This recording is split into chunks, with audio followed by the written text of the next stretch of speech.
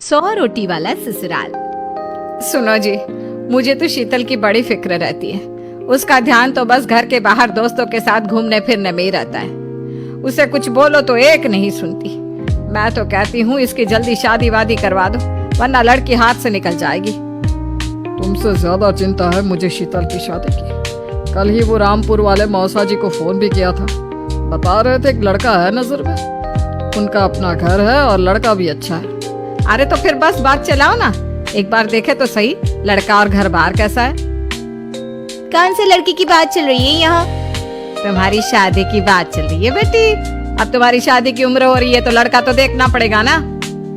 वो मुझे अभी नहीं करनी शादी वादी, ये तो मेरे खेलने कूदने के दिन है। बहुत खेल कूद ली तुम, अब घर के काम धाम सीखने की कोशिश करो, समझी? ससुराल जाकर हमारी नाक मत कटवा देना। सब्जी काटनी तो आती नहीं इसको, तो नाक ही कटवाएगी। अरे मैं इसे शादी तक अच्छे से सब सिखा दूंगी। आप तो बस उस लड़के से इसकी शादी की बात चलवा। कुछ दिनों बाद कुणाल और उसकी माँ शीतल को देखने घर आते हैं। कुणाल दिखने में बड़ा ही स्मार्ट होता है, शीतल तो उसे देखती रह जाती है। देखो जी, हमारी कोई डिमांड तो है नहीं, बस हम चाहते हैं कि लड़की घरेलू हो, घर के सारे कामकाज संभाल ले। अब आपके परिवार में तो बस 3 ही लोग हैं, पर हमारा तो खूब भरा पूरा परिवार है। बाकी हमें लड़की के घूमने फिरने दोस्तों से मिलने से कोई दिक्कत नहीं है। घर का काम करने के बाद जो चाहे सो करे। अरे वाह, ये तो इतने बढ़िया लोग हैं। लड़का भी इतना स्मार्ट है और ऊपर से इन्हें मेरे घूमने फिरने से भी कोई दिक्कत नहीं है। हे भगवान, तूने तो बिना मांगे मुझे सब दे दिया। बताओ जी, और क्या चाहिए हमें? हमारी तरफ से तो रिश्ता पक्का है जी। बस फिर तो हंसी खुशी शीतल और कुणाल की शादी हो जाती है। शीतल मन ही मन बड़ी खुश होती है और उसी खुशी के साथ वो अपने ससुराल में कदम रखती है। आओ बहू, तुम्हारा अपने ससुराल में स्वागत है। ये मिलो अपने परिवार से। ये तुम्हारे ससुर जी, तुम्हारी ननद सुनीता और गीता, सुनीता के पति राजेश और उनके 2 बच्चे राजू और चिंटू। ये ना हमारे साथ यहीं रहते हैं। ये तुम्हारी दादी सास है और बाकी लोग अभी बाहर गए हुए हैं। इतने सारे लोग, ये सब यहीं रहते हैं इस घर में? अरे अभी तो मेरे देवर देवरानी और उनके 3 बच्चे यहाँ नहीं है। उसके मायके में भी शादी थी ना, तो बस वहीं गई है, कल तक आ जाएंगे। हे भगवान, ये घर है या धर्मशाला? ये सब एक साथ इस घर में कैसे रहते हैं?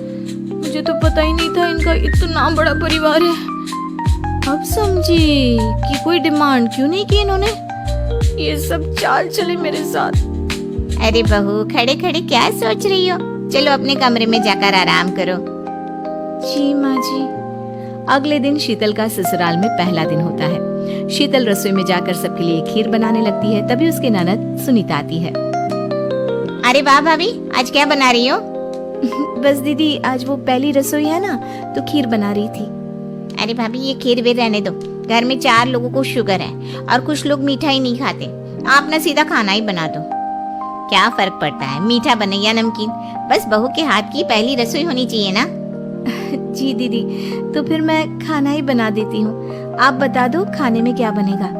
बस सिंपल सी कोई सब्जी बना दो, जैसे आलू गोभी या आलू मटर, और उसके साथ रोटियां सेक दो। हमारे परिवार में अब तुम्हें मिलाकर पूरे 20 लोग हो गए हैं। 15 बड़े और 5 बच्चे। बड़ों की 6 और बच्चों की 2 के हिसाब से रोटी बना देना। चलो मैं चलती हूँ, सब देख लेना। हाँ, बड़ों की 6 रोटी मतलब कि 15 लोगों की 90 रोटियाँ, और बच्चों की 2 रोटी मतलब 5 बच्चों की 10 रोटियाँ। 90 और 10 मतलब कुल मिलाकर 100 रोटियाँ। हाय, मैं तो मर गई। 100 रोटी अकेले कैसे बनाऊंगी? माँ, ये तुमने मेरी शादी कहाँ कर दी? शादी से पहले तो मैंने कभी 4 रोटी से ज्यादा नहीं बनाई। शीतल एक बड़ी सी परात में 100 लोगों के हिसाब से आटा निकालती है और उसे गूंथना शुरू करती है। आटा गूंथते गूंथते शीतल के पसीने छूट जाते हैं। उसके बाद बारी आती है रोटी बनाने की। शीतल एक एक करके रोटी बनाना शुरू करती है और 10 रोटी बनाते ही अपनी कमर पकड़ लेती है। हाय, मैं मर गई। मेरी कमर टूट गई खड़े खड़े, और ऊपर से इतनी गर्मी। मैं 100 रोटियां कैसे बनाऊंगी? अरे भाभी, सब बाहर रोटियों का इंतजार कर रहे हैं, जरा जल्दी जल्दी रोटी सेक दो।